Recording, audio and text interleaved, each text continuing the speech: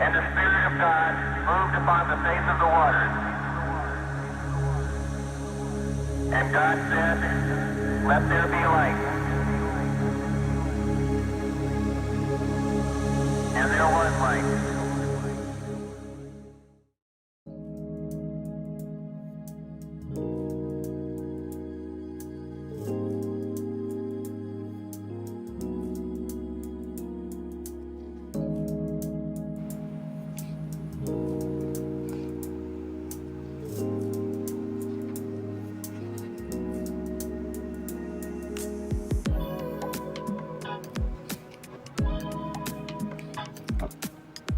I guess you can all.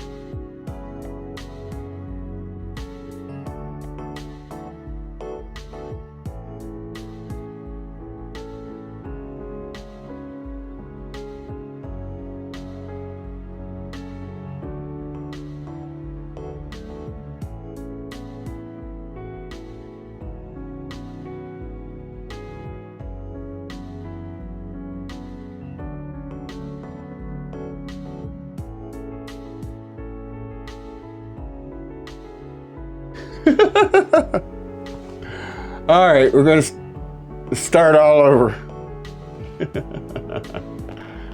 All right, can you hear me now? Let's see, what it was at 12 minutes of babble, 8 minutes of babble. Sign language. All right. Let's see. Can you hear me?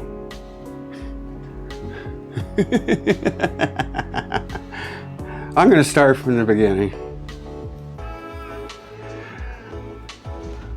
All right, the image you're seeing here of the outside, this is a live shot from outside. That cross, in that white cross that you see there, that's how high this comet is above the horizon. So, try to find a place where there's no trees. I got trees and houses all around me. I have to go out front of the house and almost stand in the middle of the road to see this comet. So, all right, you could hear me. Okay, all right. I should just stop the stream and start. No, I ain't gonna do that. Things happen. All right. But like I said, let me start all over. What did I say before? All right. Is the music too loud? Or do you want me to cut the music? Cut me again?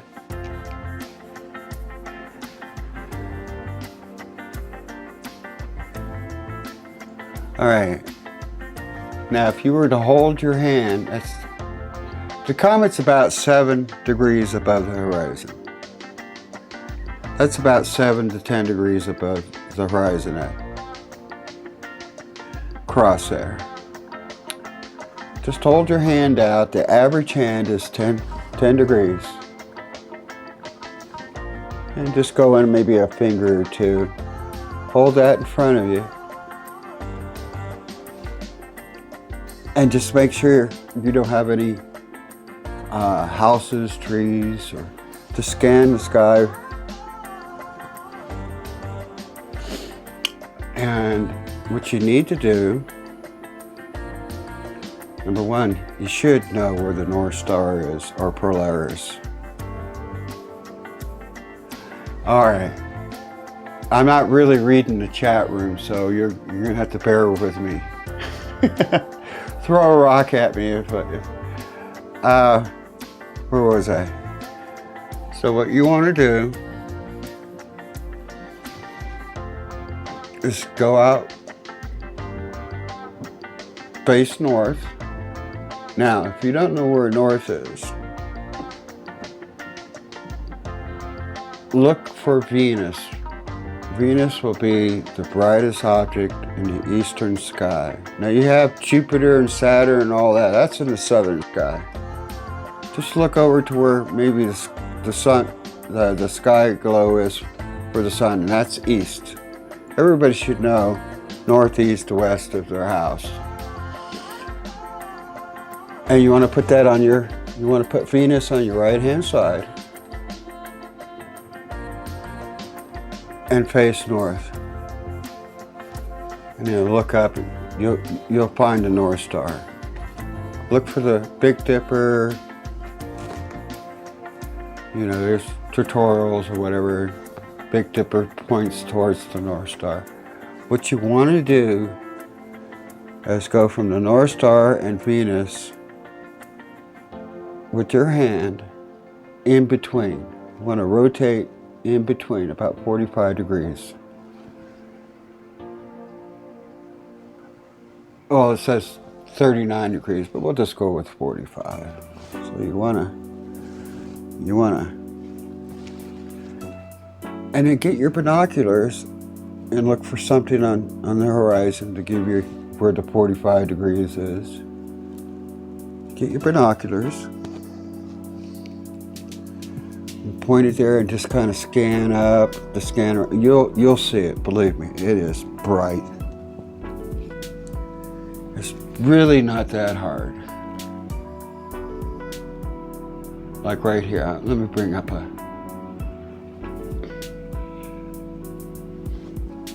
image on the bottom here is the sun. That's in the green. Now the green is below the horizon. You can see the comet there. It's 6 degrees above the horizon. I would not say the tail's that big. I wouldn't say it's that big. It's just a program enhancing everything to make it look like.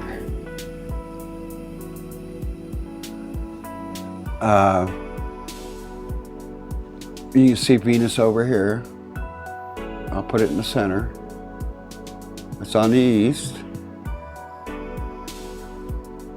And the North Star is up here.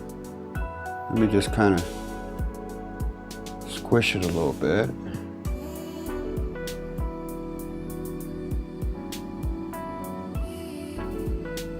So you can see the little dipper in the left-hand corner and Venus over here in the right. I'll put Venus back in the center so you can see where it's at. Okay, there's Venus. And the comet, of course, is in the center here. As you can see, the sun is starting to come at 4:14. This is at 4:14. And I put New York in, the Keys. There's going to be a little bit difference between northern cities and southern cities on how high above the horizon, but not that much. But the time for it to come up is different. Like from New York to Denver, 2 hours difference. I would get outside, get your eyes to where they're acclimated and with your binoculars at 4:15. Now, if you get out there at 4:45, I don't think you're going to find a comet because the sun at that point. And let me just show you how this sun moves here.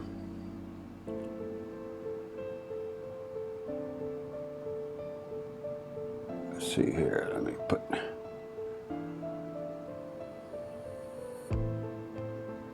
As you can see, the sun is. Let's put that in the center again. Oh, idiot me. Okay. Big fingers, I'm sorry. Let me get it back to. Yeah. 4.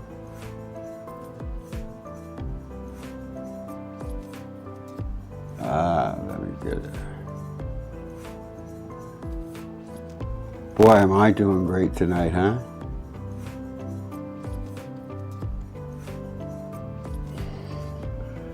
That's the comet on the horizon at 3:14.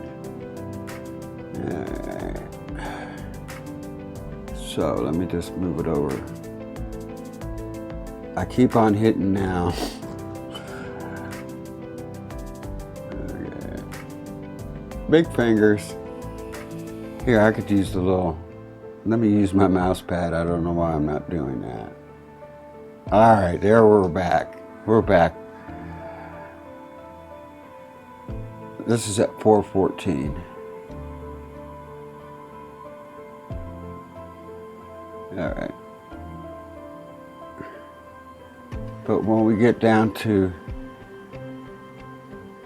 4:40, you can see that the sun is not too far and it's going to be pretty bright. So you really need to get out at 4:15 or 4 o'clock in the morning. Let me bring this back to 4:30 or 4:10. 4:10, 4:30, 4:22. Okay, that's 4:30. So you can see that the sun right here is pretty much about ready to pop up. Here's the comet here, Venus over here, and then the North Star here. It's right in between these two. Like I said, put Venus on your right shoulder and face north to the North Star, and then rotate like 45 degrees in between them. And take your binoculars and just start scanning the horizon. And it's not going to be any higher. Let me bring this up here. It's not going to be any higher than your hand right here. That's about 10 degrees if you hold your hand out.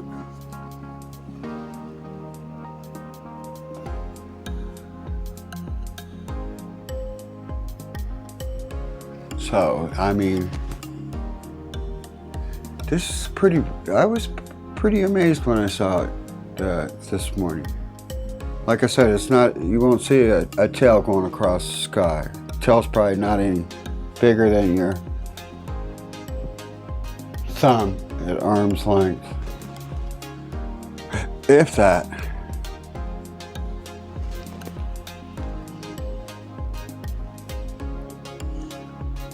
Let me see if I can grab some images here.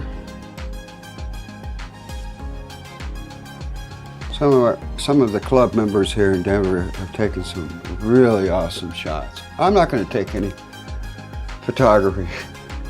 I already got enough doing with all this stuff here, and I'm not going to do any photography.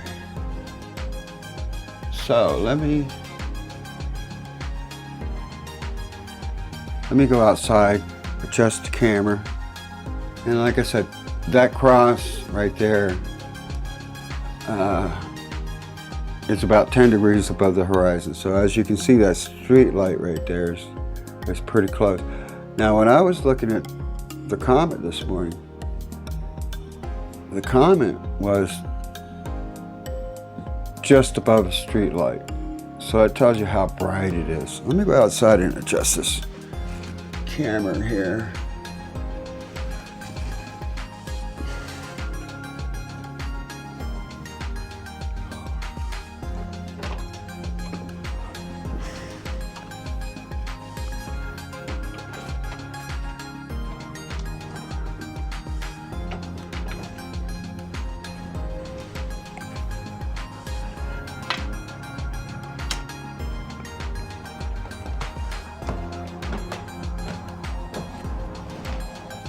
All right.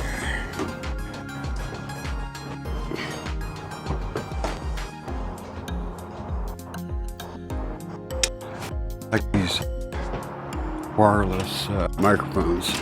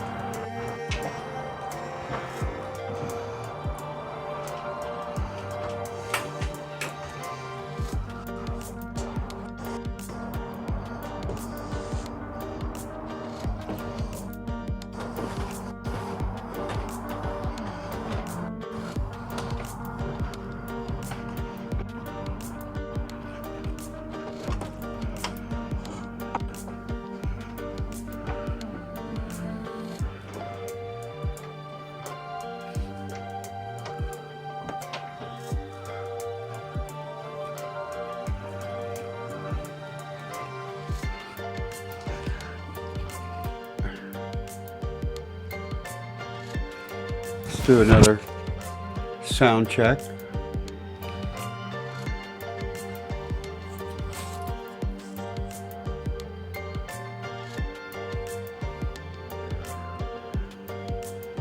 There's that blinking light there.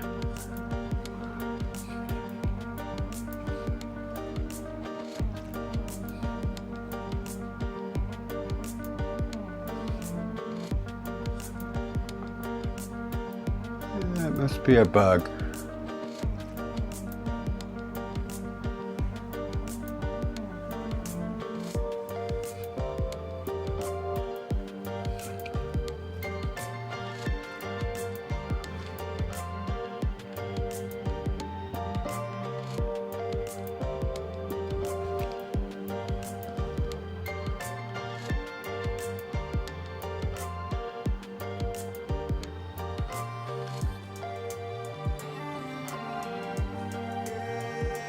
You know, this is only broadcasting it at 2K 1440. I wonder why. Huh. YouTube has been really messing up lately.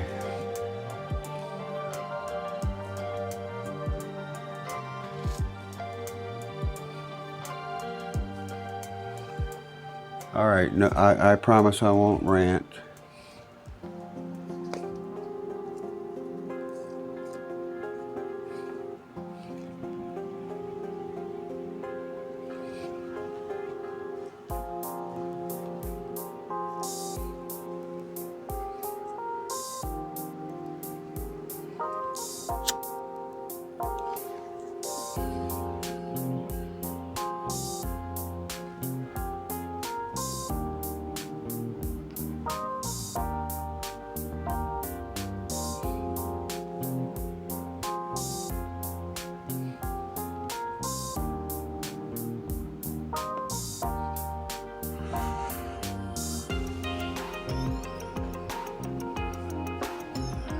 Okay, let me pipe up some images here.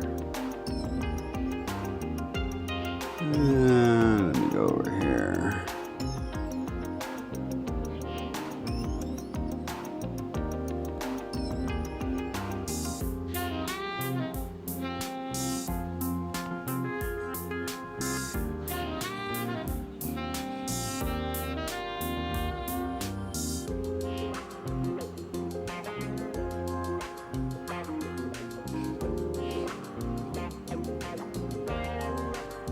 Here's an image of the comet over Denver. This is taken by Roger and Clark from Denver. He's a member of the Denver Astronomical Society, and he posted it on the club's website. As you can see, the tail really isn't that long, but the comet's pretty bright.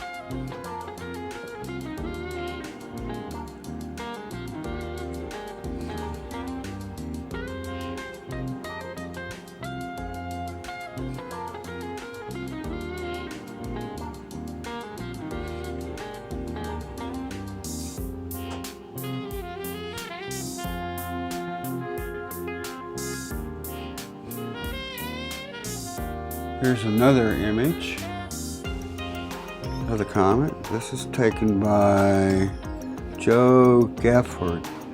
He is also from Denver. He's also a member of the club.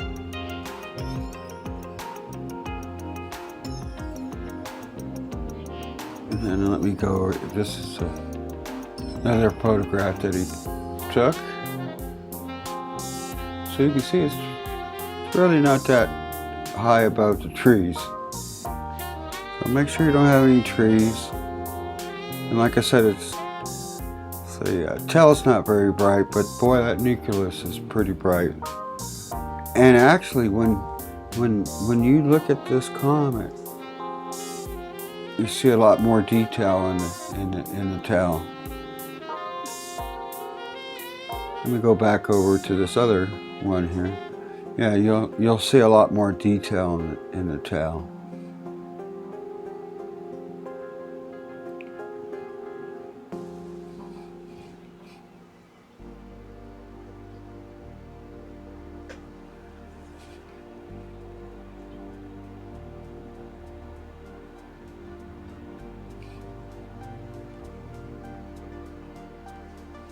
Yeah, you missed it, Mr. Fantasy Ecstasy. I talked for, what, probably a good 7 minutes and I didn't have the microphone on. I better make sure that I still have it on. Let's see. Test. It's still on.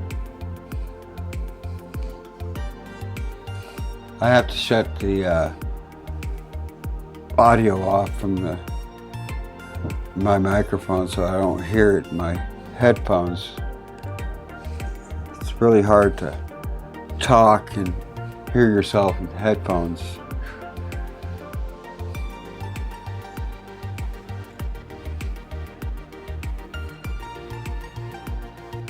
For some reason, YouTube is only giving me 1440 instead of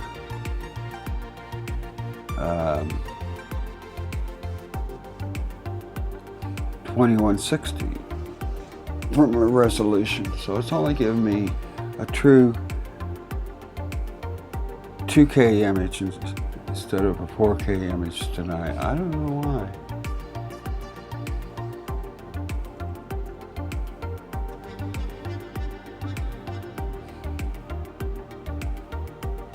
But it's a live shot from outside there. And like I said, if the comet was where that cross is, that's how far above the horizon the comet is.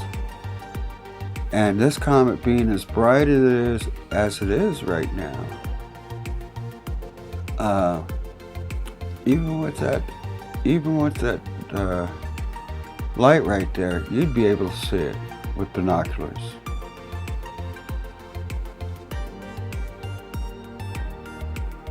Oh, you do? No volume. Yeah, I do the same thing with a lot of live streams that I watch with people. I turn the volume off and just read the chat. Now, if the person who is doing the live stream is only doing question and answers through the audio and not typing it, then you're kind of out of luck. So every once in a while I'll turn on the audio just to make sure.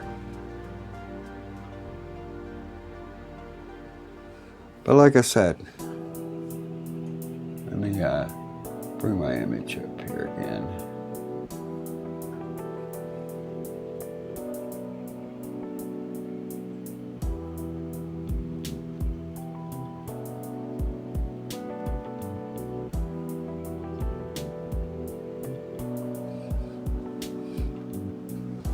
If you have a pair of binoculars, you don't need a big pair like this.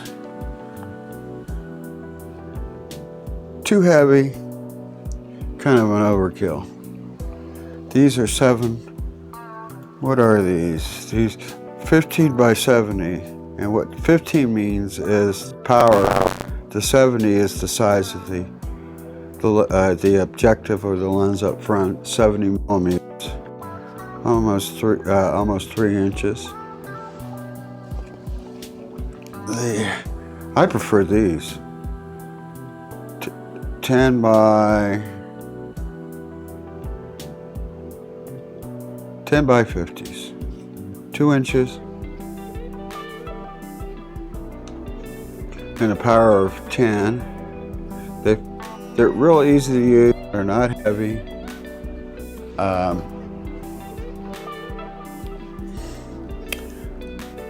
These are Bosch loans. You can get these between, I've seen them as low as $29. And these are kind of rubberized. I bought these brand new at an auction for I think $20. You don't need anything bigger than these. They're not heavy. They fit the eyes pretty good. And they also have what they call an exit pupil. If you hold a pair of binoculars up, you see a round dot in each of the eyepieces. You want that round dot to be the same size as your pupil of your eyes, and these have excellent what they call exit pupil. So the larger ones down here, the exit pupil is larger than your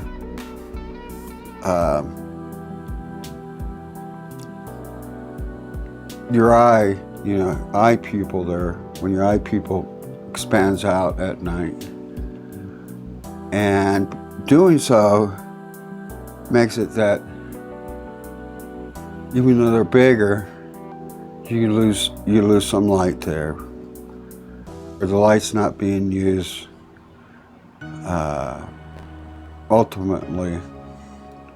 ultimized or whatever. These they're just perfect, bam. With those I have to move it around to get it to be on both of my eyes, and usually I just close one of the eyes. Now, what you do with binoculars, usually the left-hand side, this one, the left-hand eyepiece, look at that one, and then look at the right-hand side. The right-hand side will twist. Well, what you do is you close your right eye and you use, I'm going to call it a thingamajig, your focusing knob here to focus. Keep your right eye closed. Once you get focus, close the left eye and open up the right eye. And that's what this twisting is for here. It focuses this eyepiece to match the other one.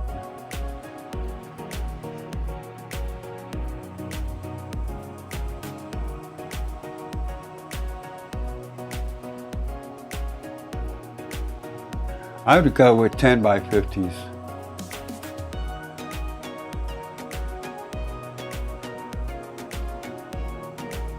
These are 10 by 50s. You can buy Celestron.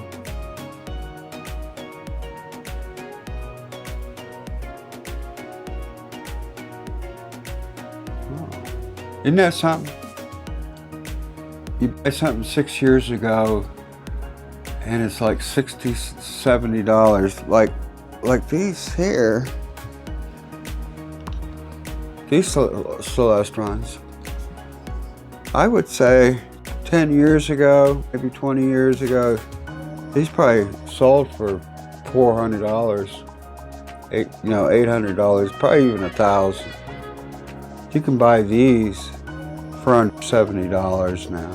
But like I said, these are too big, they're heavy, and I really don't like them, to be honest with you. It's hard to get the eyepieces to adjust to your eyes. These are just perfect. And these are rubberized.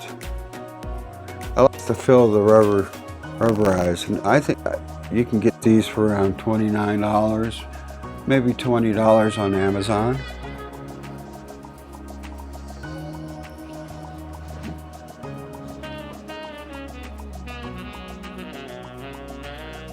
For a long time I had, what did I have? 7 by 35.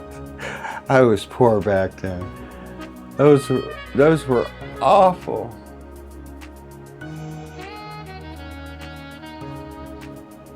Yeah, 10 by 50s are perfect. You go with what Fantasy is talking here, 7 by 50, that's fine. The 7 just means power. 7x. 10x. 50 is, the other number is the size of the lens, the objective.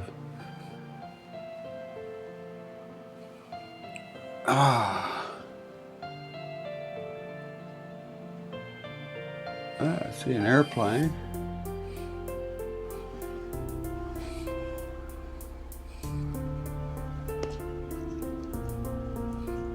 Yeah, did we lose Kimberly? Did we lose Kimberly somewhere?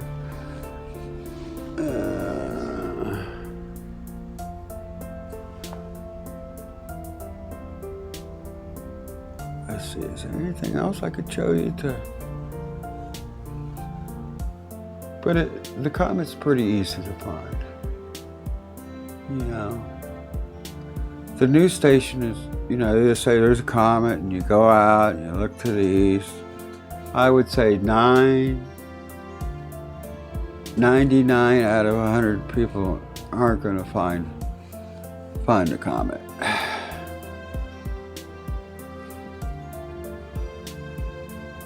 It's just like meteor showers, you know, they tell you to go out and watch meteor showers. You really need to have somebody show you how to find, somebody shows you how to do something, especially in astronomy, you'll go, gee, you know. The news stations is just giving you the news. They're not trying to teach you how to do anything. So,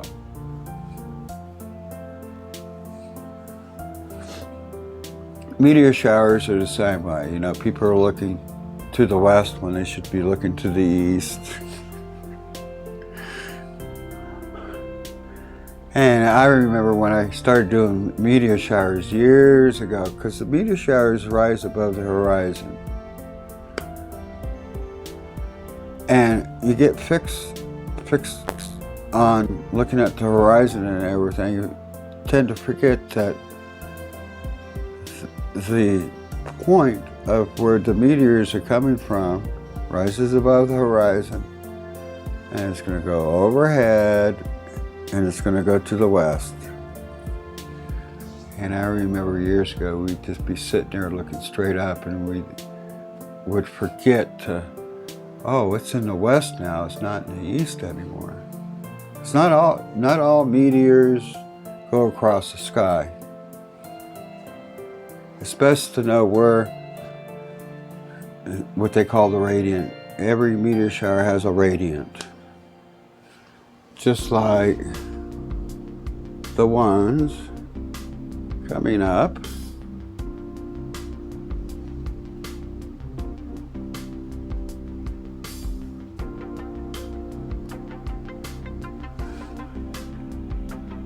On the 27th and 28th, there's 2 meteor showers.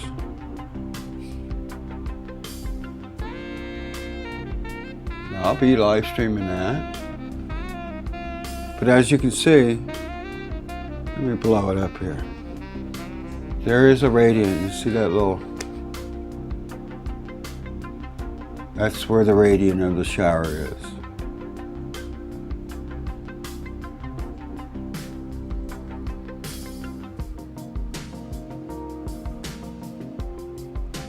Oh, August 12th? I don't know about August 12th. Is there a meteor shower on August 12th? You mean the Perseus? Of course. Now with every meteor shower, this is on the 28th and the 27th and the 28th. Usually within the week before that, let's say it's on Friday night. On Monday, I'll start doing pre-streams, because there's always going to be some meteors, even before and after the night of the meteor shower. So usually I'll do about 5 days beforehand. Sometimes I'll do 2 weeks beforehand. I'll start doing every night for a couple hours. And then when I get really close to the meteor shower, I'll do it for 8 or 10 hours. And what's going to be nice is I think I've only had this big 85-inch screen here. I don't know if I've done any meteor showers with it yet. But boy, I can see the meteors on here. And if you're watching my channel and you have a 4K TV, watch my live stream on your 4K TV in 4K. instead of a little iPad, or even a 27-inch screen is probably the smallest screen I'd watch anything on. But everybody's got at least a 55-inch 4K TV. And if you don't have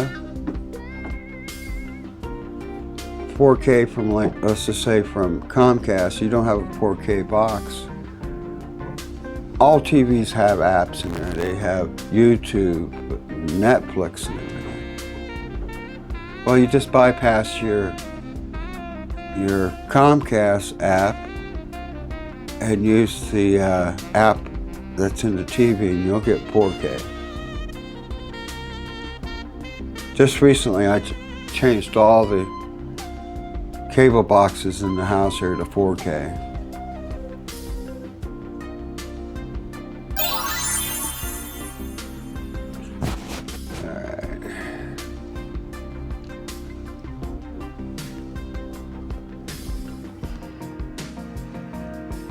Looks like we have 13 people, and how many people do we have in here?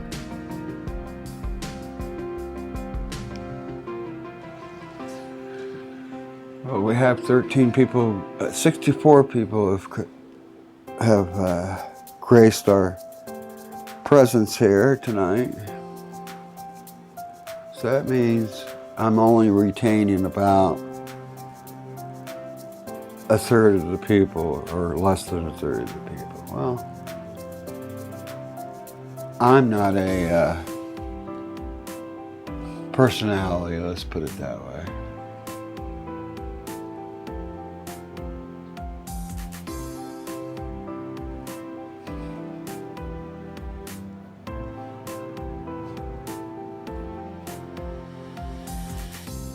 I'm not going to get into using apps on your iPad to find the comet. That's something you should learn over time. Like with mine here, let me show you what I can do with mine here. Let's go back to the comet.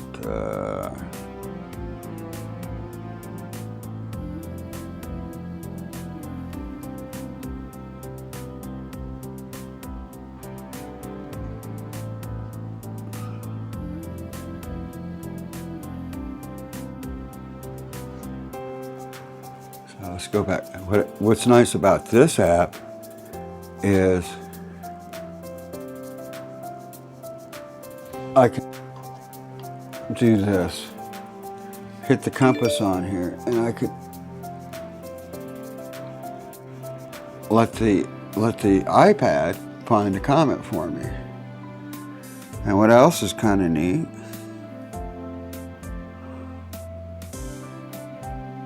See if I can get.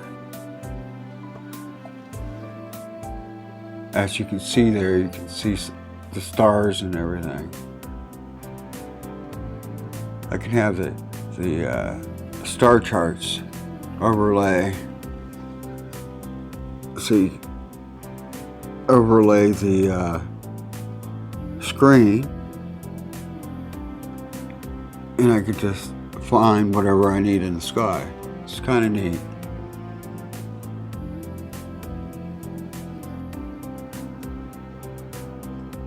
Or I can just, that's called AR, I guess that means augmented reality.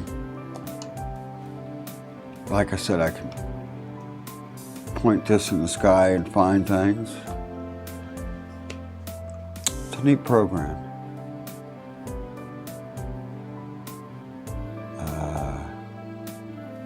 Go back to the comet there. Now, of course, the comet's not the tail's not that long. This is called Sky Safari. I've been using it. Gives me all the, like if, say, international. Yeah, there's supposed to be a nice little passing of the space station at 11 o'clock tonight. See, it does this.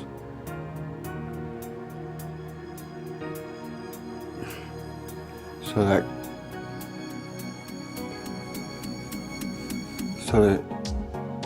the ISS is here and shows you the orbit. Moon's down here. I think the reason I didn't go for this flyover is, let me go here to the info.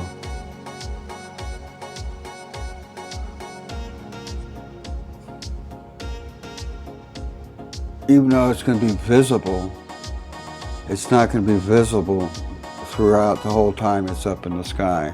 It's because the Earth is blocking the sunlight that would illuminate the space station to where you'd see all of a sudden you'll be watching and you'll see as it comes out of the Earth's shadow, it will just pop in the sky.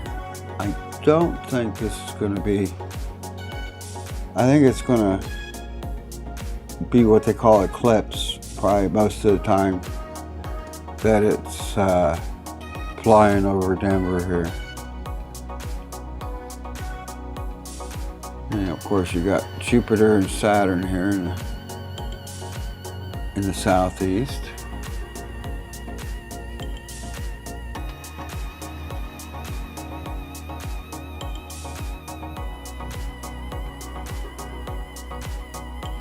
Well, whatever program works pretty good for you. Like I said, this one's a pretty powerful one. This one will also, if I ever get a telescope set up, one of these days. Skies here in Denver are horrible. We have a ton of cloudy skies I can see right now.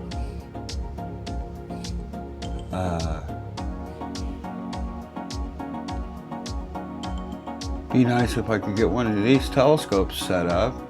There's like 9 of them sitting in the garage there.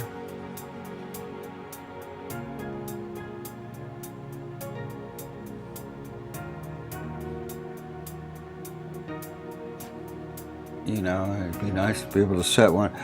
This program with the iPad, I can control the telescope from down here in my little astronomy man cave here.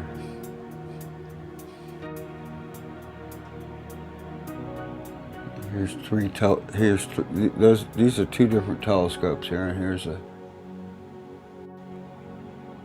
another one here with there's 2 telescopes there. I can control not only that, I can control the camera and the exposures and everything from down here. And it is a chore when it's just one person doing all this.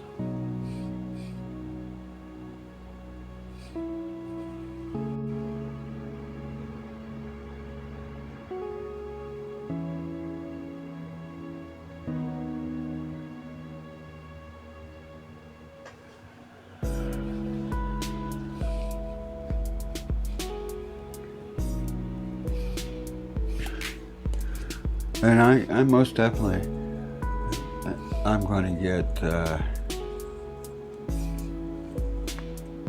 I'm going to get up tonight or in the morning and see this comet.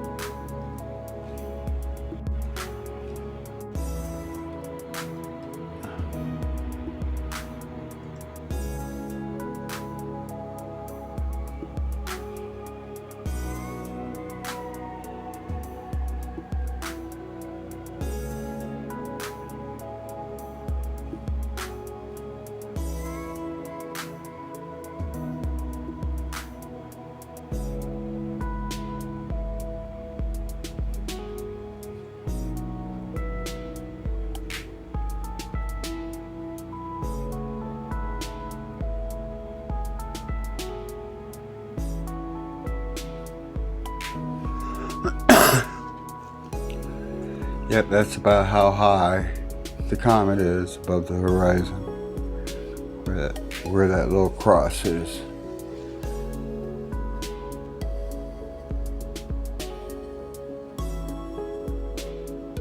Well, it looks like we got a little socked in right now.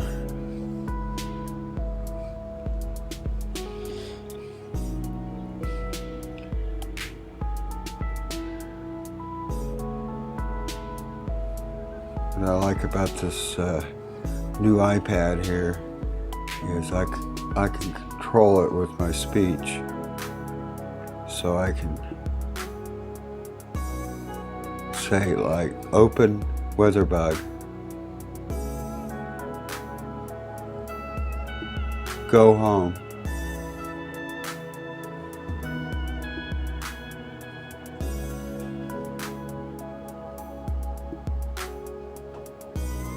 Swipe right.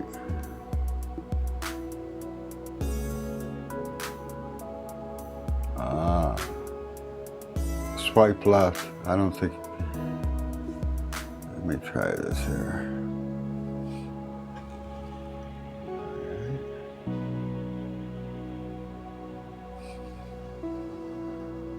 Accessibility. Voice control. Go home.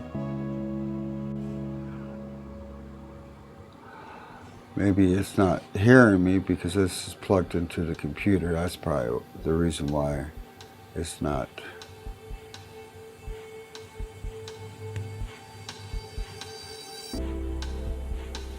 Navigating through my voice. Open mail.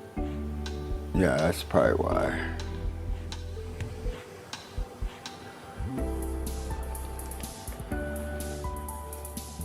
I thought I could, let's see here.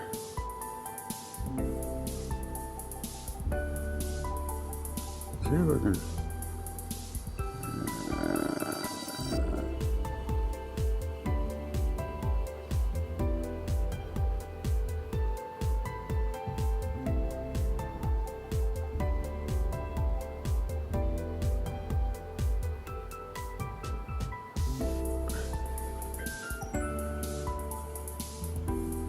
Huh.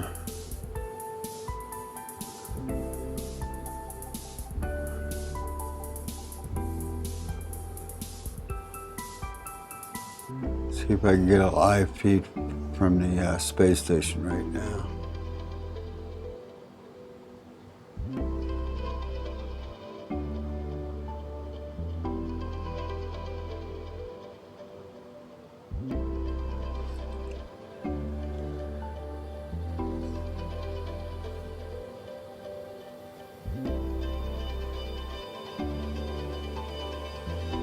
I have no idea what's going on.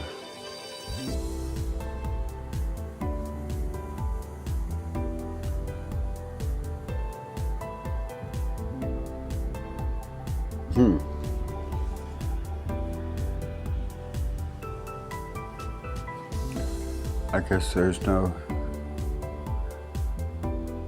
live shot of the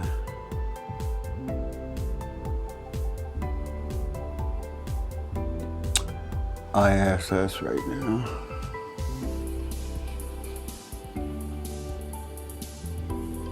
These will be among the main topics for dialogue in the 1970s. Each has its own type of impact on our lifestyles. At times, we will be more concerned about one than the other, but always they will be there.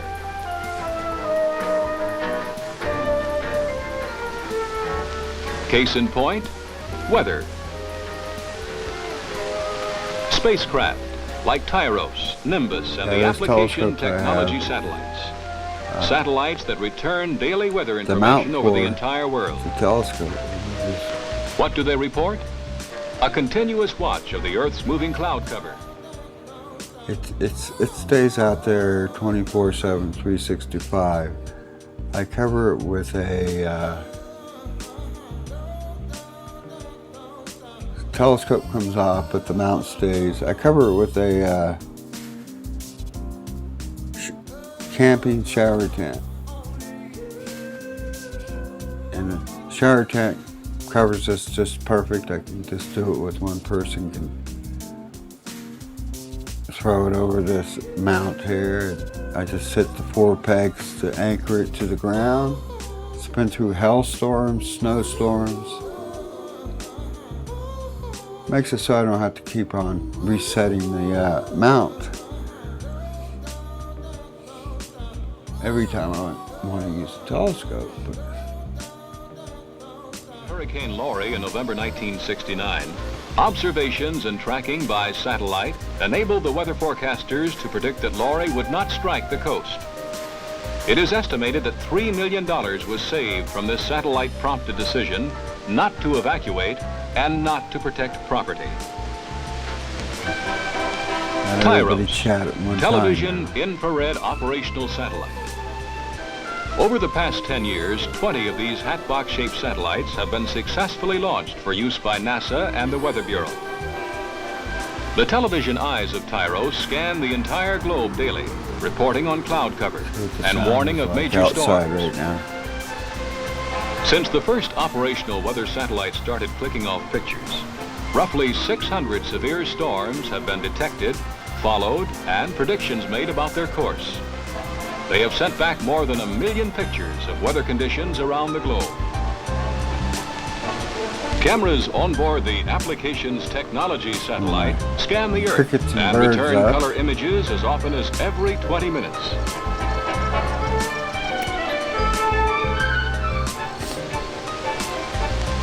Here's a view showing 6 hurricanes on one picture. This near continuous surveillance of 40% of the Earth's surface has proven so useful that the reports have been incorporated into routine weather forecasts and have pointed the way for even more sophisticated meteorological satellites. Major airlines make use of satellite data in planning their flights. Pilots routinely receive weather photos of their transoceanic routes.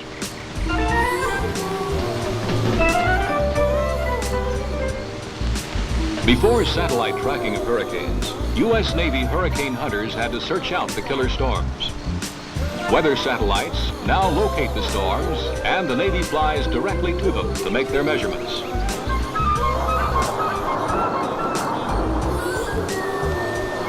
The Navy also uses weather satellite pictures for ice patrols. Remote stations in the Antarctic benefit. I have no idea Giant what this resupply NASA seaplanes can be safely video scheduled for is. landings in the icy outposts without worrying about being trapped by snowstorms.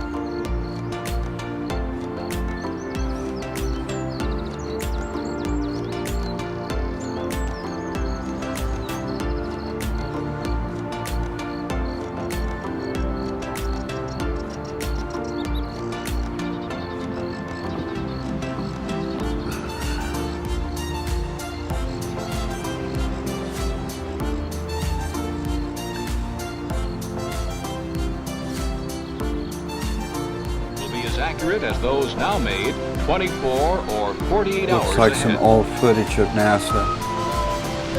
Satellites and weather are global in nature. Every nation in the world can benefit from the automatic picture transmissions of U.S. weather satellites. Over 50 countries are now using inexpensive automatic picture readout equipment to view daily weather patterns over their own territory. These Today same we have countries all these also benefit from great cloud picture monitors and mosaics, graphics and routinely made everything. available by the Back Weather then Bureau they had of Europe, film. Asia, Australia, and North and South America. The weather mosaic is built up from individual weather photos and processed by computer. It is then retransmitted via satellite. There are three main objectives for an Amazing. effective meteorological program. Back then we thought this was cool. The first, global cloud cover photography, enabling us to Just to identify get an and image of track a storms and to hurricane or observe their something, formation you know, and back then dissipation. was This is valuable in the analysis of current weather and the prediction of mind-boggling 24 for to them. 36-hour changes. The second objective, continuous viewing of the atmosphere, needed to keep significant portions of the Earth's cloud cover under constant surveillance and providing essential early warning on rapidly developing weather phenomena, such as thunderstorms and the formation, growth, and death of tornadoes. This information is valuable for short period forecasts of less than 12 hours. The third objective, so like I said a earlier, global get outside atmospheric about research program. 4:15. Its goal, long-range for the weather comet. prediction on a worldwide basis. It's just 10 degrees In above the horizon. 1976, And that's scientists from governments, industries, palm of your and hand at arm universities in many distance is countries 10 degrees. will meet to work out the problems of international weather forecasting. and it's in the north. The Global Research Northeast. Program will use computers It's to between design the North and test Star and theoretical Venus models of that's on the atmospheric right. behavior. When the your mathematical models are binoculars out. combined with information returned from already operating Scan in satellites, between those two it may objects be there. possible to make forecasts 2 to 3 Just weeks in scan advance. going up, and you'll find a comet. You might even see it Communications. naked eye because it's Some of the greatest strides in naked putting eye right space now. to work have taken place in this the only field. reason I can't see it naked eye here In in Denver 1960, is Americans made 100 billion telephone calls. In the 1969, sky has a lot of light nearly pollution. 200 billion were Yeah. made. New uses are continually being found for telecommunications.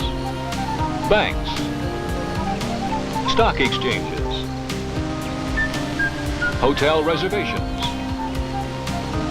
cable TV, hospitals, computer centers, and other new customers are appearing at an Boy, increasing when rate. people play this back, We are in the midst of a global they're going to notice that communications I explosion. forgot to turn my microphone on at the beginning of this Helping meet video. this demand I was are just talking away, communications satellites.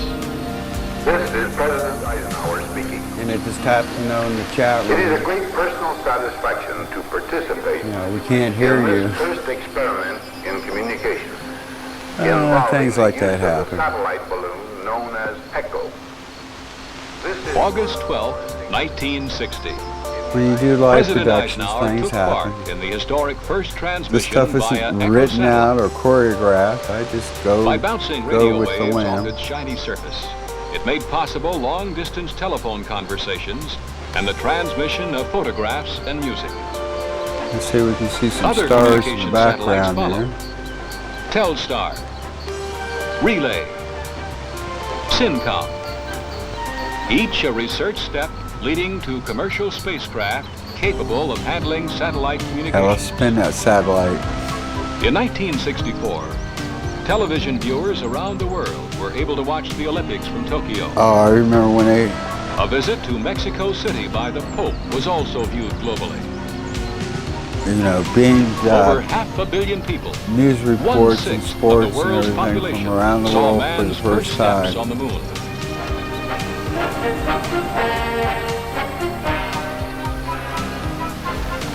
Color coverage of space recovery operations from mid-ocean is now routine. At the Manned Spacecraft Center in Houston, doctors discussed space medicine and early cancer detection. The proceedings were telecast live via communication satellite and provided two-way voice circuits between the United States and 3 European countries. The closed-circuit telecast enabled 30,000 European doctors to New hear the York 3-hour Stock transatlantic Exchange. conference. Never been there. I've been One of the downtown best New ways York to check out new concepts City and techniques once. in communications, navigation, and meteorology And that was a long is with time research ago. I don't and think I development could do it. spacecraft. The applications Not technology today. satellites are just that, serving as platforms for testing out new concepts in all these disciplines. The ATS program consists of 7 flight missions. 5 of these have already been flown. Probably the most unique characteristic of the ATS is their ability to receive and transmit from a number of widely My separated ground microphone's stations probably not working for the simultaneously. first 10 They minutes. can handle telephone calls, transmit television, teletype, radio voice, and weather data all at the same And it's a time. Friday night. Keeping in contact with the SS Santa Lucia Well, as it most steamed people are between home New on a Jersey and Friday Chile, night now. ATS demonstrated the feasibility of using satellites for high-quality, reliable ship-to-shore communications over long distances. A similar test was made with a U.S. Coast Guard ship. ATS has been used to relay information from remote instruments and buoys, a step toward future data relay satellite systems. A successful experiment to transmit television by satellite from the east to the west coast took place with the help of the Corporation for Public Broadcasting.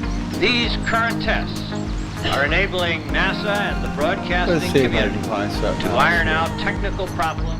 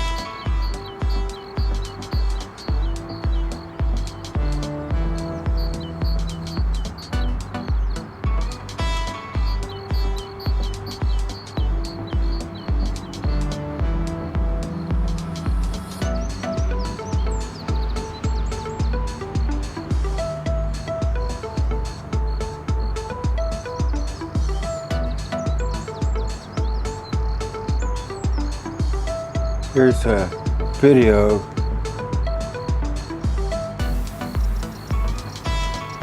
of meteor hitting the moon during, what was that, January 20th, 2019 lunar eclipse.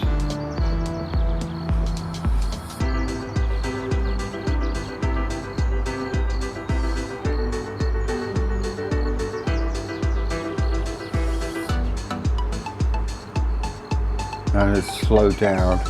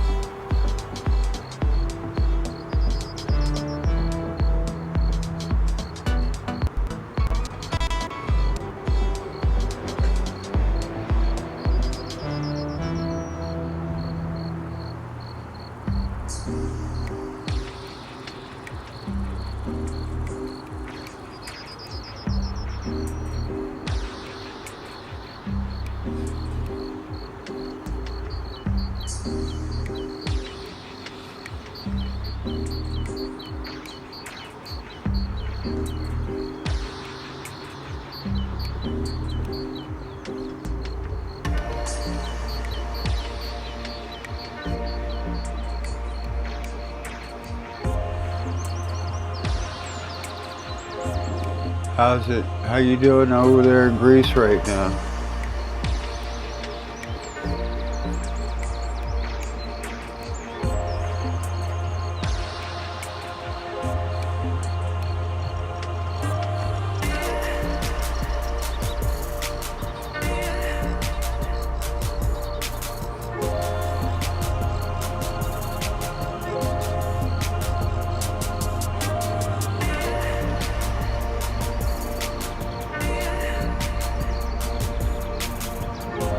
And this was again taken by Roger Clark of Denver, of the Comet over Denver.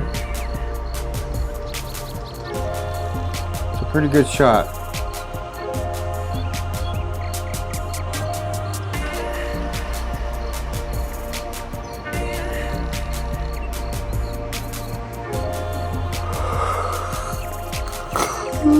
I'm about ready to fall asleep here, I'm sorry.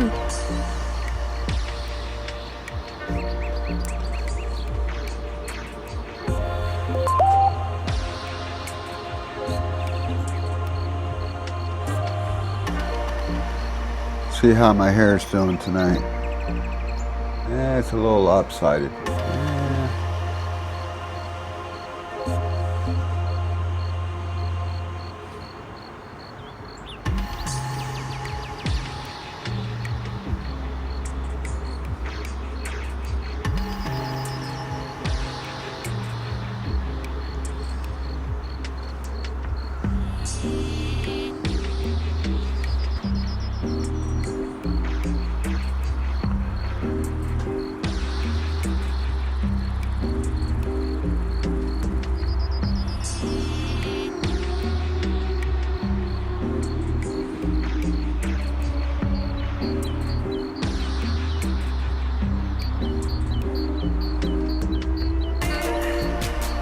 And there again is how high the comet will be above the horizon. So just make sure when you go out this morning, you don't have a bunch of trees in the way or houses or roofs.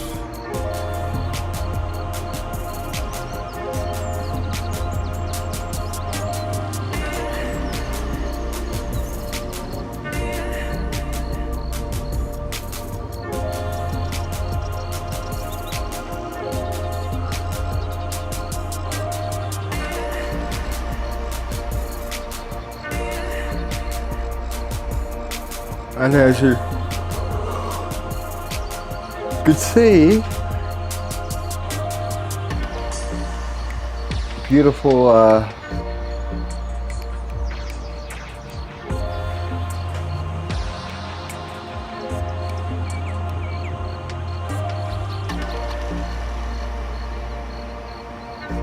cloud-filled skies here in Denver.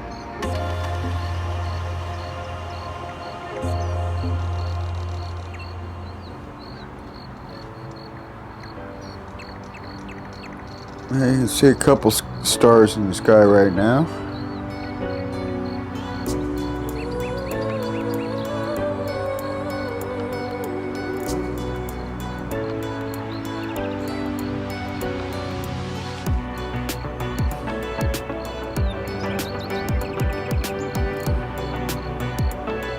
I'm going to cut it kind of short here in a minute.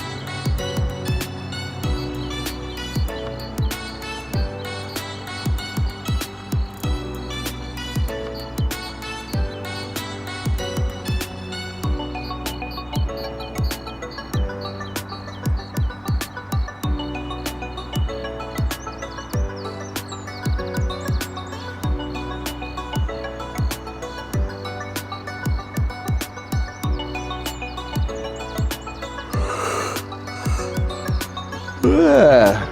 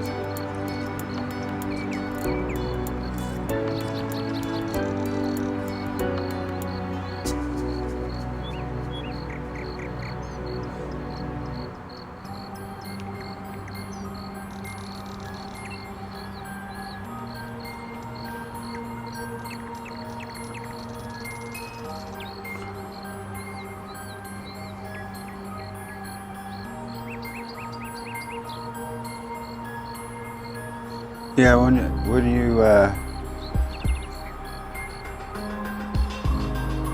you'll find it real easy. You'll find the comet real easy. It's in the northeast, about 10 degrees above the horizon.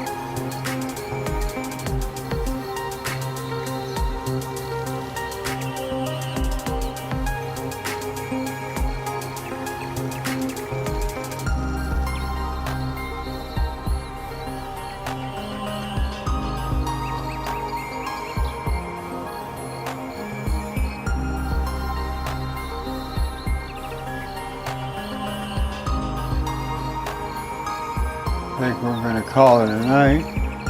Let me do another sound check here. Sound check. All right.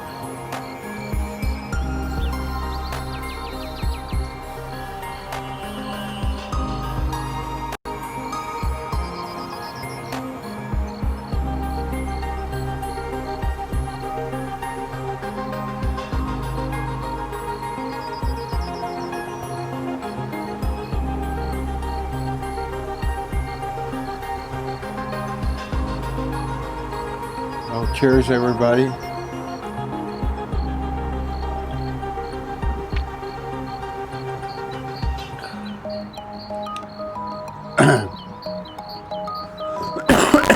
Excuse me. I'm sorry.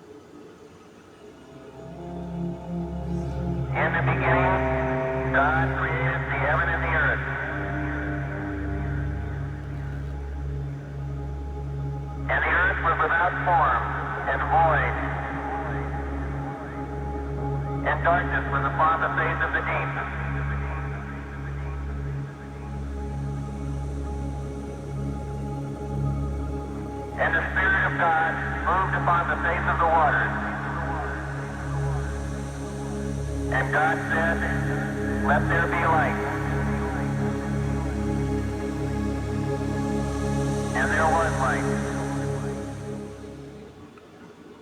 Good night, everybody.